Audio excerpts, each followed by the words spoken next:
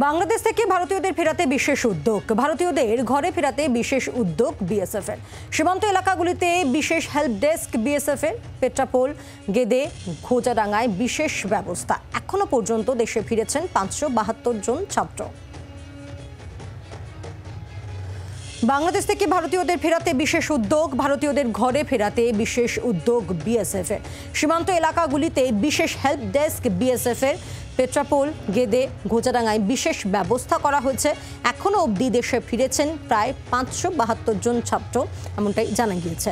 আপনারা জানেন যে অগ্নিগর্ভ বাংলাদেশ, এবং সেখানে এখনো অবধি বহু মানুষের প্রাণ গিয়েছে, এবং এই উত্তপ্ত পরিস্থিতিতে ভারতীয়রা যারা সেখানে রয়েছেন তাদের যাতে একেবারে নিরাপদে ফিরিয়ে আনা যায় তার জন্য বিশেষ উদ্যোগ নেওয়া হয়েছে। আপডেট নিয়ে নেব। মানুষ রয়েছেন আমাদের সঙ্গে টেলিফোনে। প্রতিনিধি মানুষ, বাংলাদেশ থেকে ভারতীয়দের ফেরাতে বিশেষ উদ্যোগ নেওয়া হয়েছে, কি কি জানা যাচ্ছে, কি আপডেট? দেখো, এখনো পর্যন্ত বাংলাদেশের সঙ্গে বিএসএফ এর তরফে সর্বক্ষণ যোগাযোগ রাখা হয়েছে। বিএসএফ এর পক্ষ থেকে শ্রী একে আর্য, যিনি ডিআইজি, তিনি সর্বক্ষণ বিজিবির সঙ্গে যোগাযোগ রেখে চলেছেন, এবং এখনো পর্যন্ত বিএসএফ সাউথ বেঙ্গল তারা এখনো পর্যন্ত 572 জন ভারতীয় ছাত্রকে ফিরিয়ে আনতে পেরেছে, এবং একই সঙ্গে 133 জন নেপালি ছাত্র এবং 4 জন ভুটানি ছাত্রকে ফিরিয়ে আনা সম্ভব হয়েছে বিএসএফ এর সঙ্গে কথা বলে।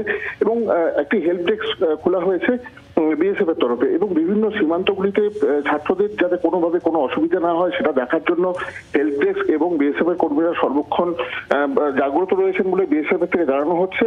এবং বিশেষ সহায়তা কাউন্টার স্থাপন করা হয়েছে বিএসএফ এর পক্ষ থেকে, যাতে বাংলাদেশ থেকে, বাংলাদেশের এই অশান্তির মুহূর্তে যাতে ভারতীয় ছাত্ররা এবং অন্যান্য দেশের ছাত্ররা যদি ভারতের মাধ্যমে ফিরতে চায় তাহলে তারা কোনো রকম ভাবেই যাতে অসুবিধায় না পড়েন তা দেখা হচ্ছে বিএসএফ এর তরফে। পাই অর্থাৎ স্বস্তিতে ঘরে ফিরছেন ভারতীয়রা।